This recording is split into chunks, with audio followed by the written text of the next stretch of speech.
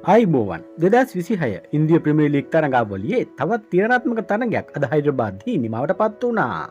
මෙම තරඟයේදී චෙන්නයි සුපර් කිංග්ස් කණ්ඩායම ලකුණු 10කින් පරාජය කරමින් සන්රයිසර්ස් හයිඩ්‍රබාද් කණ්ඩායම සුපිරි ජයග්‍රහණයක් වාර්තා කළා. මෙම තරඟයේ වීරයා බවට පත් වුණේ ශ්‍රී ලංකාවේ නවක වේග පන්දු යවන ක්‍රීඩක ෂාන් මාලිංගයි.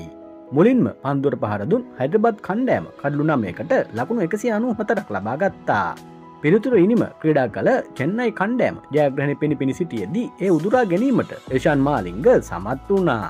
ඔහු සිය පන්දුවාර 4 තුළ ලකුණු 29කට තීරණාත්මක කඩලු 3ක් දවා ගත්තා.